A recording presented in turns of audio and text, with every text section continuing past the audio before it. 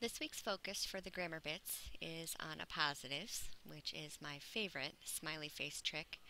And we've talked about appositives as just being nouns, and we're going to kind of compare what makes a regular appositive different from an appositive that we would call a smiley face trick that we should really try to be using in our writing. So, an appositive by definition is a noun that renames another noun that it follows. It adds information to sentences by renaming nouns. They're next to nouns that they're renaming, and they need commas or dashes to set them apart from sentences. Now that seems like an awful lot of information, so we kind of came up with a formula that we could use.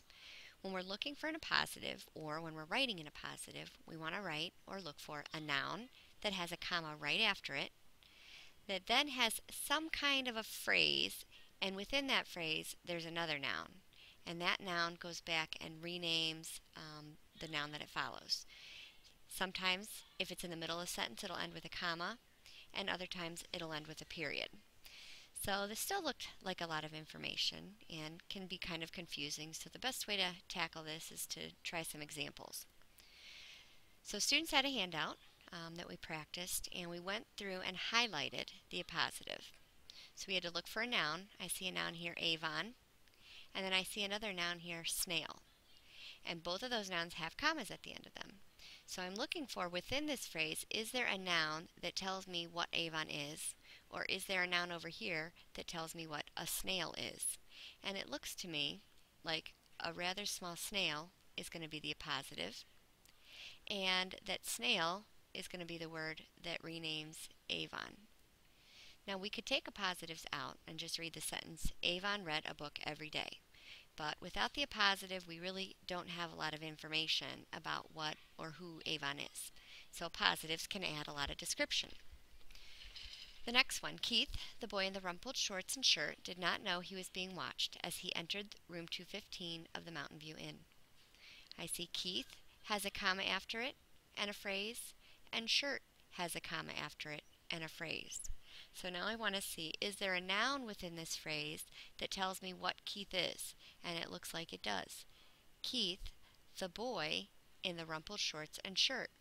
So the noun in there that renames Keith is boy.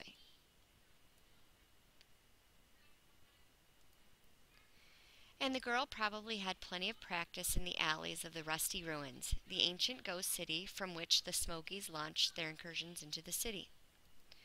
So I only see one comma here, so I'm going to check to see if this is an appositive. Now just because you see a noun with a comma after it does not necessarily mean it's going to be an appositive. There's got to be that second noun in there somewhere that renames ruins. The ancient ghost city. So ruins is a city, but this appositive had lots of description. Ruins, comma, the ancient ghost city from which the Smokies launched their incursions into the city. So city is the noun that renames the ruins.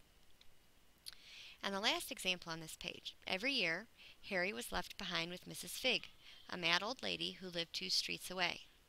So I see a noun, year, with a comma after it, and I see another noun, Mrs. Figg, with a comma after it. So if year is has the appositive, then somewhere in here I should have another noun to rephrase what a year is. Or over here I should have something that renames what Mrs. Figg is. And it looks like this time my appositive is at the end of the sentence. And the noun that renames Mrs. Figg is lady. So we should know why this comma is here, because we have talked about this rule. Every comma that's been in here so far has to deal with the appositive, the beginning and the end of the appositive, the beginning and the end of the appositive here. Here we only had one comma that showed the beginning of the appositive because it was at the end of the sentence and there was a period. So here we've got to figure out, why do we have a comma? Every year, comma, Harry was left behind with Mrs. Figg. We could take every year out and just say Harry was left behind with Mrs. Figg. So we had said that if you have phrases or clauses or words at the beginning of the sentence to introduce it, you would need a comma. And so that's what every year is doing here. It's an adverb that introduces the sentence and answers when Harry was left behind with Mrs. Figg. So it's not necessary, but because it is there, we need to put commas to separate it. The rest of the handout had some more examples that we did together in class, but this should get you started and should be a good review of the process and the thought process and the questioning that we did to help us figure out where the appositive was.